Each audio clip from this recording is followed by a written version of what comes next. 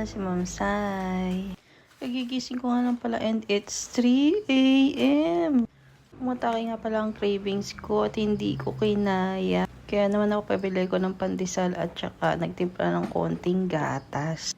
Konti nga lang pala yung tinimpla ko at ilang piraso lang din yung binili kong pandesal dahil alam ko na matutulog pa pagkakain ko nito. Anong oras pa lang nga, diba? Sa mga oras nga na to, sa totoo nga lang ay pangatlo ko na yan. Naisipan ko lang mag-video dahil nga, why not? Nakakailigan ko nga ngayon mag-video dahil nga kasi wala nga akong kasama sa bahay. Panglibang lang ba? Wala nga problema sa akin yun kahit wala akong kasama sa bahay dahil may kasama naman ako sa buhay. O, diba?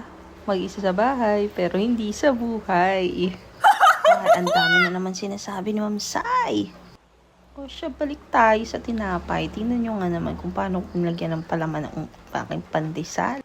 Ang purpose ko nga dyan ay para yung mga tiny particles niya yung hindi magkalaglag sa kama ko. Ay naku, mag-aspang, diba? Sarap nga ako dyan pero iniisip ko na kung ano sasabihin sa akin ng asawa ko pag nalaman niya na hindi ko na naman napagtagumpay ang kalabanin ang cravings ko. Ano ba yan? Tapos partida yung oras 3 a.m. pa. Pwede naman sana matulog na lang. Hi! Tapos ngayon 4 a.m. na ang ending. Nagpo-voice record pa. Tingnan mo nga naman. O siya, kaya naman siguro ako ganito na palakas ang cravings dahil nga ang ulan, di ba? Ulan ng ulan dito sa amin. Sa inyo din ba ganon?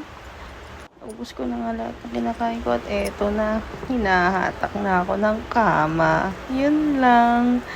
Bye! Good night!